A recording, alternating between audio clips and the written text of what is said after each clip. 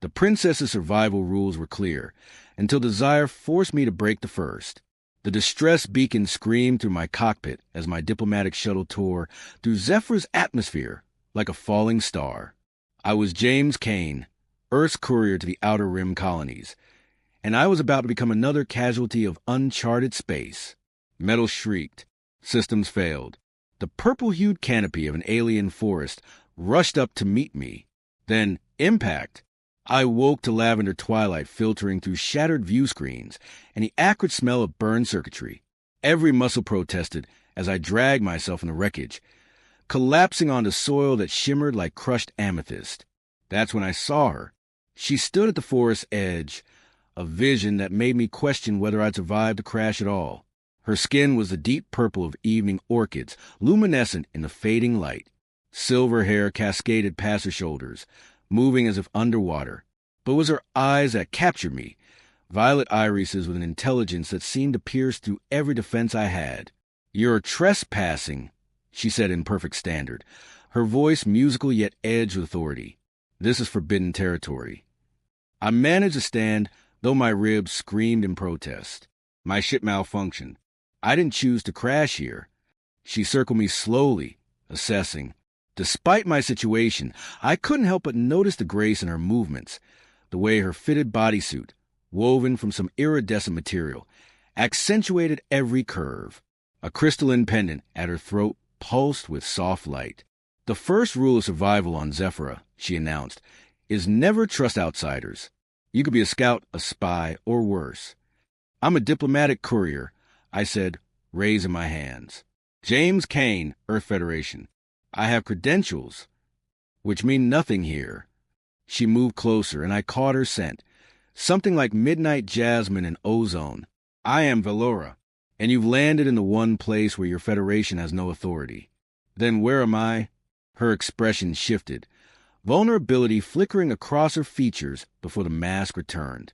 "The exile forests, where those who break royal protocols are sent to survive or perish." "You're a princess?" "Yes, was." She turned away, but not before I saw pain in those violet eyes. "Now, I'm your only chance of surviving the next 3 days. The forests test all newcomers. Most fail, and if I pass..." She glanced back, something dangerous and intriguing in her smile. "Then perhaps I'll tell you why a princess chooses exile over a throne. But first, human, we need to move. The night predators wake soon, and they're far less forgiving than I am." As she strode into the forest, I followed, knowing my survival depended on this purple-skinned enigma. What I didn't know was that my heart was already breaking the first rule alongside her. Never trust what you don't understand. But I was beginning to understand desire, and it was far more dangerous than any predator. Valora led me through bioluminescent foliage that painted our path in shades of azure and silver. Every few minutes, she'd pause, her body tensing as she scanned the darkness. I found myself watching the way starlight caught the curve of her neck, the elegant line of her spine. "Stop staring," she said without turning. "Your fascination is distracting. Hard not to stare when you're the most beautiful thing I've seen in 5 star systems." She spun to face me, close enough that I could see flecks of gold in her violet eyes. "Flattery is rule number 5.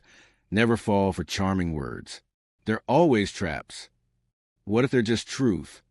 Something flickered in her expression. Longing, perhaps, or recognition of something she denied herself. She pressed her palm against a massive tree trunk, and a hollow opened, revealing a shelter carved from living wood. Inside, now! The interior was surprisingly spacious, furnished with woven materials and softly glowing crystals. Valora gestured to a low couch. "Your ribs are fractured. Let me see." "I'm fine." "Rule number 2, she interrupted, kneeling before me, "is never show vulnerability to strangers. But you're bleeding internally, and I'm breaking that rule to save your stubborn life." Her touch was gentle as she lifted my torn shirt. I hissed at the contact, though not entirely from pain. Her fingers traced my bruised ribs with clinical precision, but there was nothing clinical about the electricity that followed her touch. "This will hurt," she warned. pressing both palms against my side. Warmth flooded through me. Not heat, but something vital and alive. The crystalline pendant at her throat blazed brighter as energy flowed from her body into mine. Pain dissolved into something else entirely, an intimacy that felt like she was touching not just my body, but my very essence. Our eyes locked. Her breathing had quickened, matching mine. How? I started. My people can share life force. It's sacred, reserved for... She pulled away abruptly, confusion and fear warring on her face. For bonded pairs. I shouldn't have. Rule number 6. Never share your essence with. Valora. I caught her hand. Why were you exiled? She sat back, vulnerability replacing her regal composure. I refused an arranged marriage to a neighboring prince. Told my father I wouldn't be bartered for political alliances. In my culture, that's unforgivable. A princess exists to serve the kingdom's needs, not her own desires. That's archaic. That's tradition. Her thumb traced circles on my palm, an unconscious gesture that spoke of yearning. But being here, alone with my thoughts for 2 cycles, I've questioned everything I was taught. Every rule designed to make me a perfect, emotionless vessel for my people's ambitions. I shifted closer. And what do you want? Something forbidden. Her voice dropped to a whisper. Something real. The space between us had vanished. I could feel her breath on my lips, see the war raging behind her eyes. Duty against desire, protocol against passion. James, she breathed, and my name on her lips was the most intimate thing I'd ever heard. Tell me to stop, I murmured, lifting my hand to her face. I can't. Her eyes closed as I traced her cheekbone, her jaw. I've spent my entire life following rules that never made me happy. Maybe it's time to break them. When our lips met, it was both gentle and desperate. A first kiss that felt like coming home and diving into the unknown simultaneously. She tasted like starlight and rebellion. And when her fingers tangled in my hair, pulling me closer, every rule in her kingdom shattered between us. 3 days became a week. Valora showed me Zephyr's wonders. Crystal waterfalls that sang in harmonics, gardens where flowers bloomed in response to emotion, caverns filled with floating light. But the real discovery was each other. We talked for hours beneath alien constellations. She told me about her childhood in the palace, how she'd memorized every rule, every expectation, trying desperately to be the daughter her father wanted. I shared stories of Earth, of my own rebellion against a military family who'd mapped my entire life. We're both runaways, she said one evening, lie beside me on soft moss that glowed beneath our bodies. Maybe that's why this feels right. She rolled toward me, propping herself up. The movement made her hair cascade like liquid silver over her shoulder. To find this, you know exactly what I mean, princess. Don't call me that. But she smiled, tracing patterns on my chest. That title comes with too many rules. Such as rule number 3. I caught her hand, kissing her fingertips. Never engage emotionally with off-worlders, especially that one. Her eyes darkened with desire. That rule exists because emotional bonds between species can complicate diplomatic relations. We're already complicated. True. She leaned down, her lips brushing mine. Might as well make it worthwhile.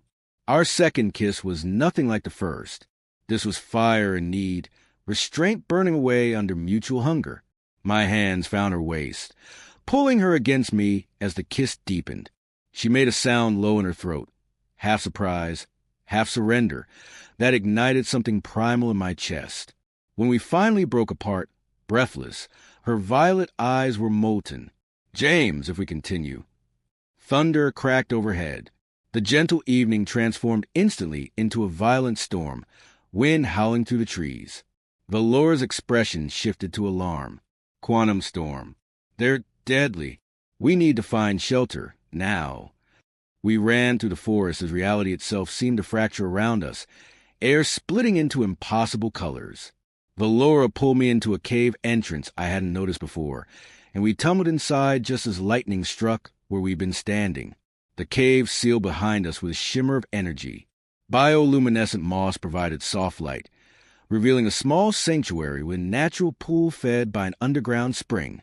"We'll be trapped here until it passes," Valora said, catching her breath. "Could be hours." We were both soaked, clothes clinging. The air between us felt charged with more than storm energy. "Valora," I said carefully, "before you were saying that if we continue, there's no going back." She moved closer, water droplets tracing paths down her purple skin. Rule number 3 exists for a reason. Emotional attachments across species create complications, expectations, potential heartbreak when realities intervene. And you're afraid of that? Terrified. Her honesty was devastating. But I'm more afraid of wondering, what if for the rest of my life? I closed the distance between us, cupping her face. "Then let's stop being afraid."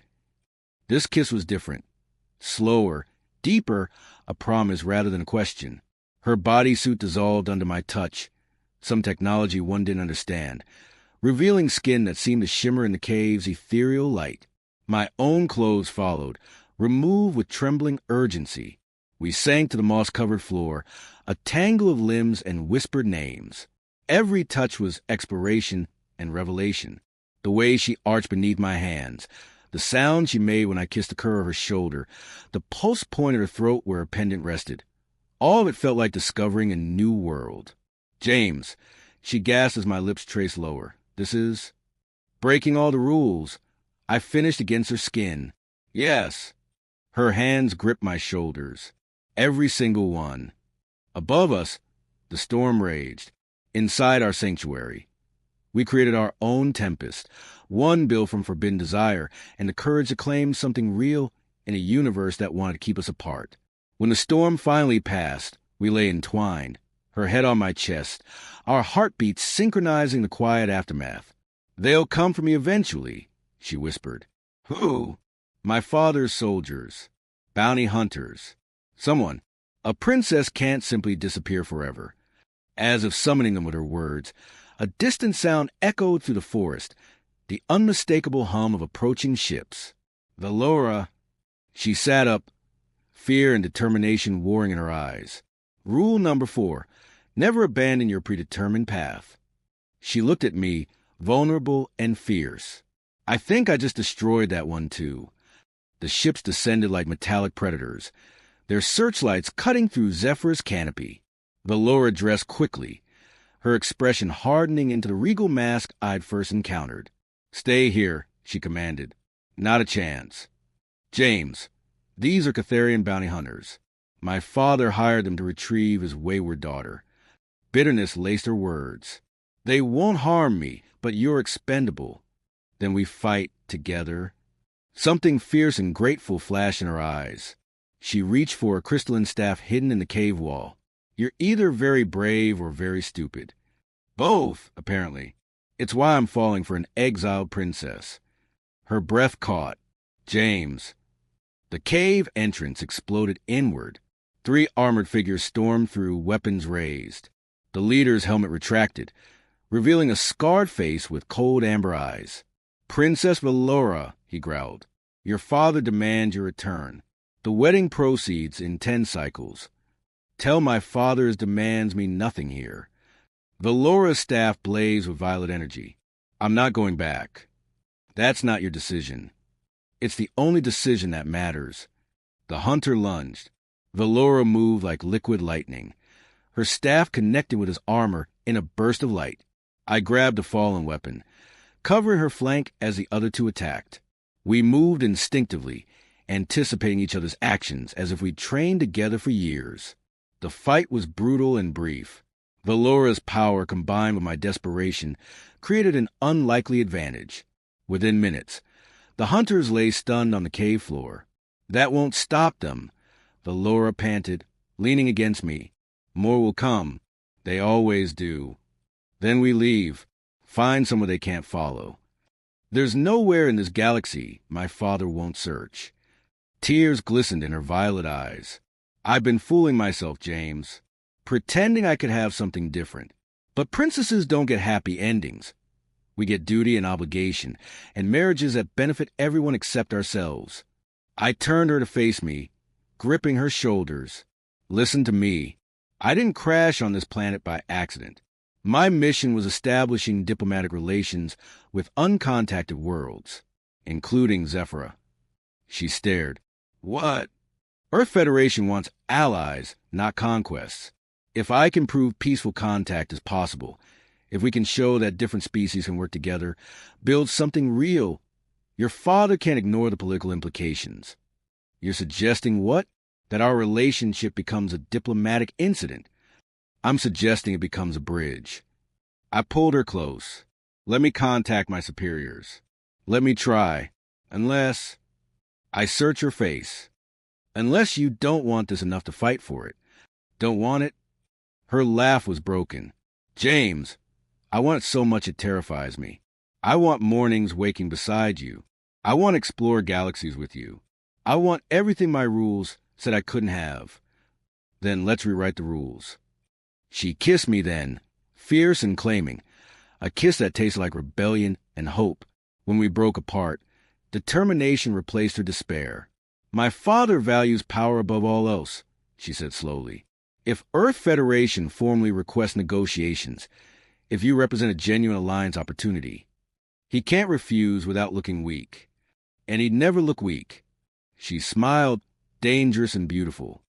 But James, if we do this, if we use our connection as a diplomatic foundation, we're gambling everything. If it fails, I lose my freedom. You lose your career. We lose each other.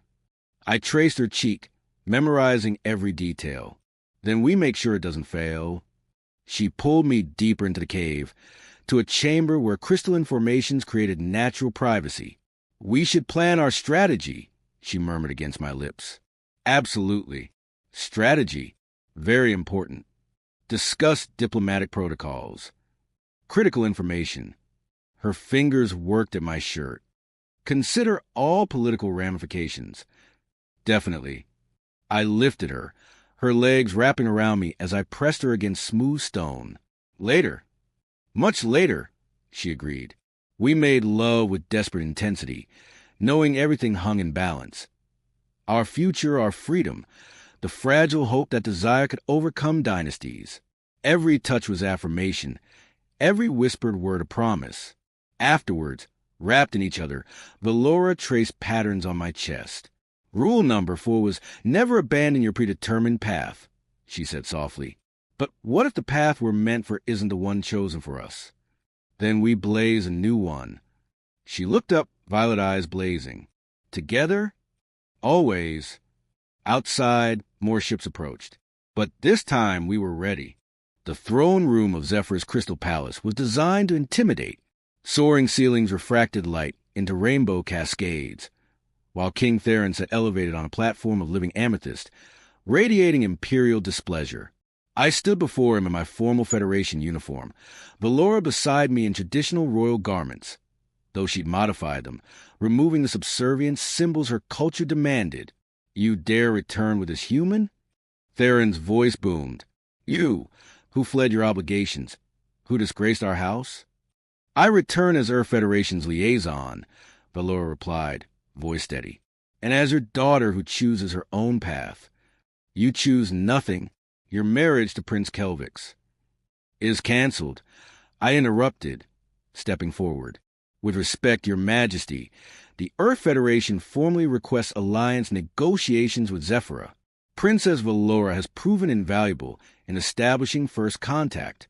Forcing her into unwanted marriage would complicate our diplomatic relationship. Theron's eyes narrowed. You threaten me? I offer opportunity.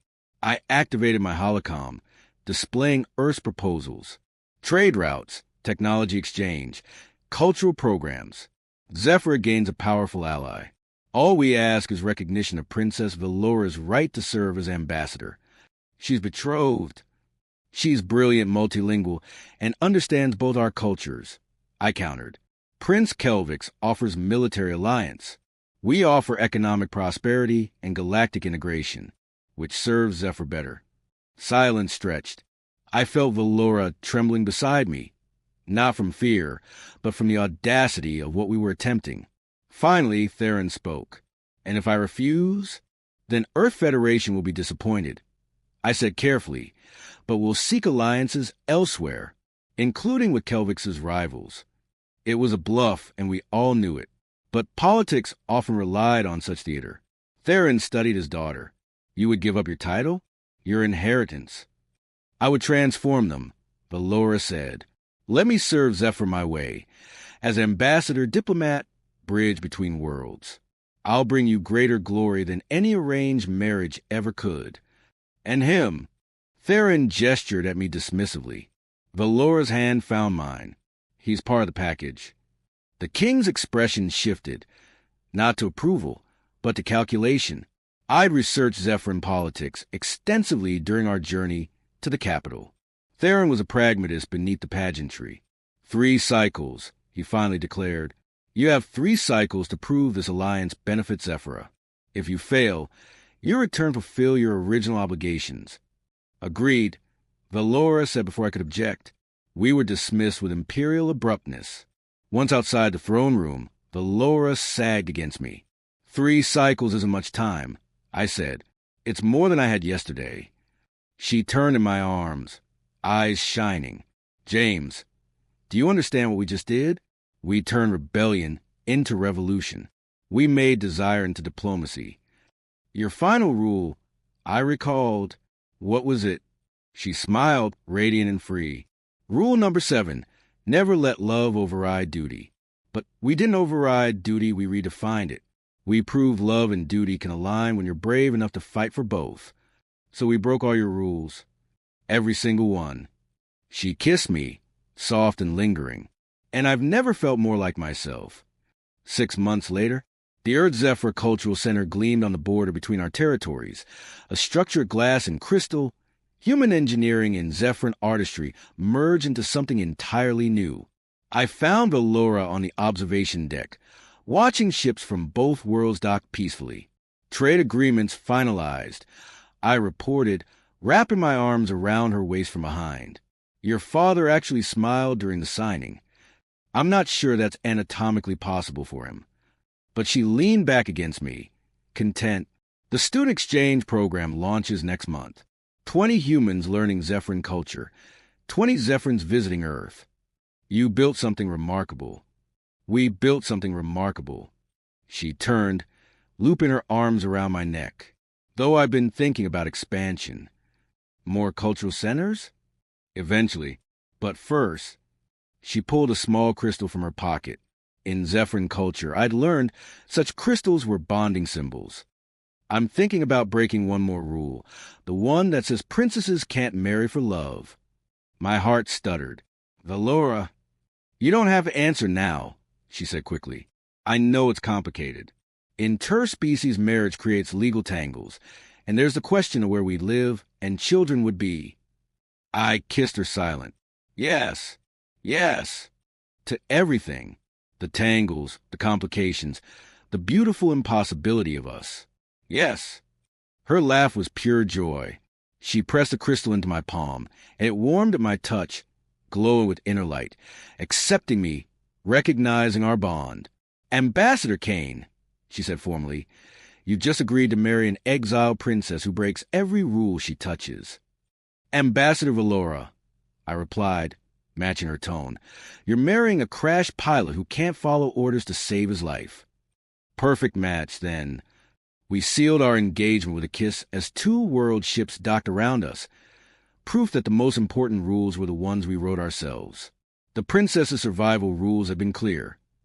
Never trust, never show vulnerability, never engage emotionally, never abandon duty, never let love override obligations. But desire had forced us both, to break everyone.